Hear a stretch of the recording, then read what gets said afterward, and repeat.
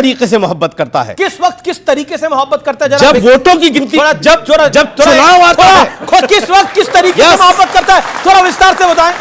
जी जी, अब सुनिए। घर की बातें यहाँ क्यों खोल रहे हो? एक सेकंड सुनिए।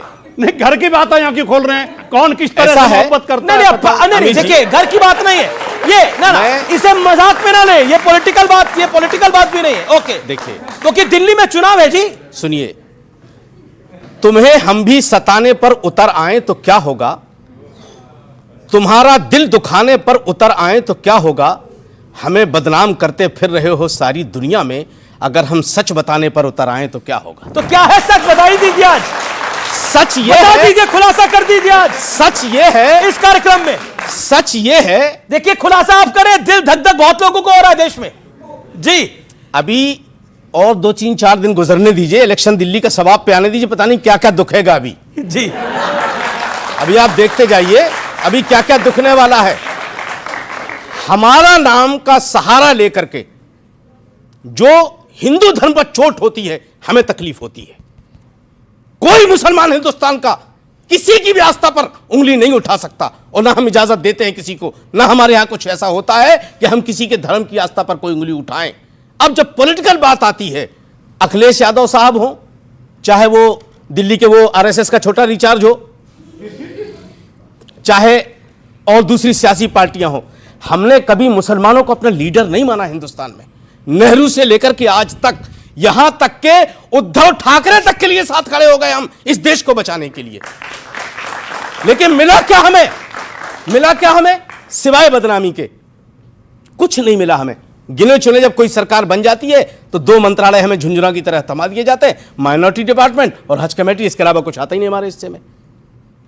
कोई नहीं देता, चाहे कोई सेकुलर पार्टी, सबने हमारा इस्तेमाल किया है। अब आज दिल्ली में है, दिल्ली में चुनाव हो रहा है ना, मैं आपको इस चैनल से के माध्यम से कहना चाह रहा हूं कि जो फर्जी दिन भर ढोंग करता रहता है ना मासूमियत से, ए जी ओ जी ये होने वाला है, वो होने वाला, अभी दिल्ली की जनता दिखा देगी सर। अच्छा, दिल्ली सुनिए, मैं अखिलेश यादव की बड़ी इज्जत और आम आदमी पार्टी साथ है, कांग्रेस मैं अखिलेश यादव जी की बड़ी इज्जत करता हूं। नहीं करते हैं आप? बहुत इज्जत करता हूं, लेकिन मैं उनसे गुजारिश करूंगा कि आरएसएस के छोटे रिचार्ज का पीछा छोड़ दीजिए, वरना यहां भी नुकसान होगा और यूपी में भी नुकसान होगा। इसलिए कि जब दिल्ली का दंगा हुआ तो केजरीवाल नहीं राहुल गांधी खड़ा नजर आया, केजरीवाल नहीं गए। जब शाहीन बाग का धरना हुआ तो केजरीवाल ने कहा था 5 मिनट अगर पुलिस मेरे हाथ में होती तो इन औरतों को 5 मिनट में हटा देता। ये केजरीवाल के अल्फाज हैं। ये हम क्यों तुम्हारे साथ खड़े होंगे भाई? बताओ आप मुझे, हम क्यों तुम्हें वोट दें? और वोट देने के बाद तो आपको क्या लग रहा है कि इस बार मुसलमान केजरीवाल को वोट नहीं डालेगा, राहुल गांधी को डालेगा? बिल्कुल डालेगा राहुल गांधी को, यहां भी और उत्तर प्रदेश में भी। यहां भी और उत्तर प्रदेश में तो लगता है कि उत्तर प्रदेश में उनकी वजह से आया है सब कुछ। वो तो जो अगर भारत रोज जोड़ो यात्रा ना निकलती तो पता चल जाता, नाई के वाल सब सामने आ जाते। अच्छा, अब हम समझ गए अब समझ गए, हमारी समझ में अब आया। अब तक आ ही नहीं रहा था कि अंसार रजा ऐसा क्यों बोल रहे हैं। अब आ गए समझ। क्या समझ में आ गया आपको? अब वो उधर तार जोड़ रहे हैं। किधर तार? कांग्रेस। नहीं, बिल्कुल मैं कांग्रेस के सपोर्ट में हूं और रहूंगा। चलो अब तो खुल के उसने साथ दिया। और एक बात बता दो, एक सेकंड जी जी जी जी। जब से मुल्क आजाद हुआ जी, ठीक है, इतना बड़ा मुल्क एक हाथ से हुए, लेकिन कांग्रेस के शासन में हमारी मस्जिद के नीचे कभी मंदिर खोद के नहीं निकाले गए, अब निकाले जा रहे हैं। और अखिलेश खामोश हैं। अगर संभल में कुछ हुआ तो अखिलेश को जाना चाहिए था। राहुल जा रहे तो इतराज कर रहे हैं कि आप हमारे वोटों में सेंध लगा रहे हो। हम यार वोट मांगने जा रहे तो राहुल गांधी वहां संभल में, तुम आके हमारे वोटों में सेंध लगा रहे हो। जी जी जी, लेकिन ये खेल तो बिगड़ चुका है पूरी तरह से। अब तो कुल मिलाकर ये मुसलमान वोटों की लड़ाई है। एक जगजीत सिंह की बहुत फेमस गजल है, मुझे वो याद आ गई। बताइए। तुमने दिल की बात कह दी, ये चलो अच्छा हुआ, हम तुम्हें अपना समझते थे, बड़ा धोखा हुआ।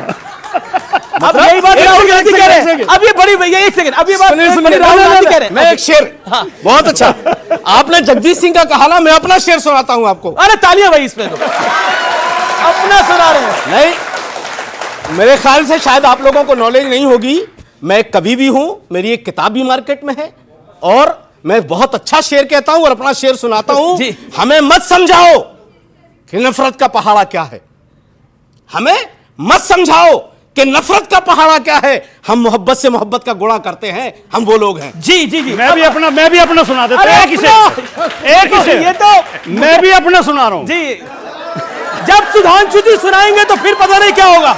जी जी जी, कुछ कट्टर हिंदू कट्टर मुसलमान हैं दोनों तरफ, कुछ कट्टर हिंदू कट्टर मुसलमान हैं दोनों तरफ, वरना ज्यादा तादाद में इंसान हैं दोनों तरफ। नहीं बात बढ़िया, लेकिन नहीं।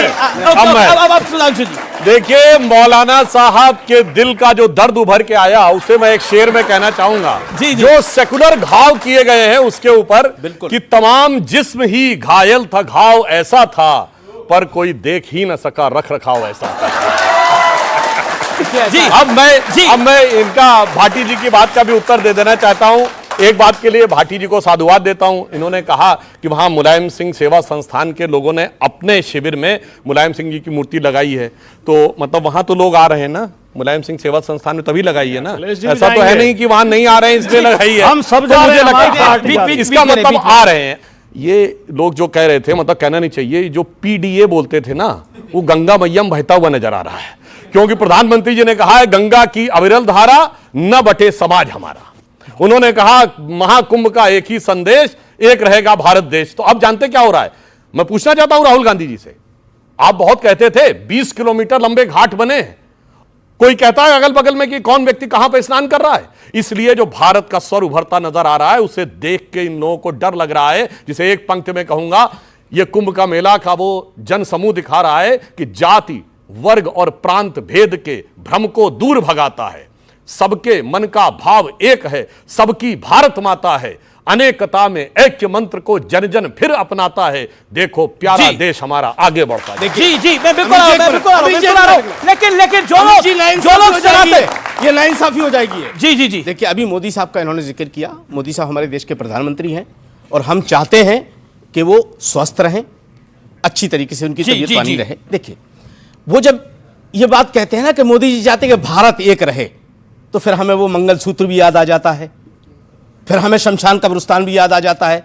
ये देश के सर्वोच्च संविधान पर बैठे शख्स की जबान से ये चीजें अच्छी नहीं लगती। अब आ जाइए आप योगी जी पर। योगी जी भी जो भाषा इस्तेमाल कर रहे हैं ना, ये एक साधु के लिए भी ठीक नहीं है और एक शासक के लिए भी ठीक नहीं है। जिस तरह जैसे उन्होंने अभी वो कटोगे बटोगे इस तरह की बटेंगे तो कटेंगे, जो इस तरह की नारे आए। देखिए, संवैधानिक पद पर आप बैठे हैं, आपने शपथ संविधान की ली है और आप ये मट के, और साधु तो निर्मल होता है सर, साधु का आप ये देखिए, प्रभु श्री राम की जिंदगी को उठा करके आप उनको आदर्श मानते हैं ना अपना।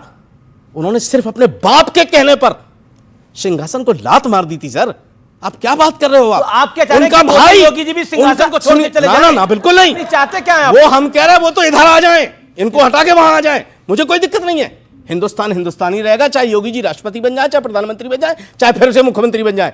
लेकिन मैं सिर्फ इतना कहना चाहता हूं कि जो शासक है उसको मुल्क के बचाने की जिम्मेदारी शासक को मुल्क को बचाना चाहिए। ये बटेंगे और कटेंगे का खेल नहीं चलेगा। सनातन की ओवरडोज, ये कई लेफ्टिस्ट और कई पॉलिटिकल पार्टीज कह रही है सनातन की ओवरडोज देश को फंसा देगी। नहीं, मैं बता रहा हूं, पहली बात जो इन्होंने कही कि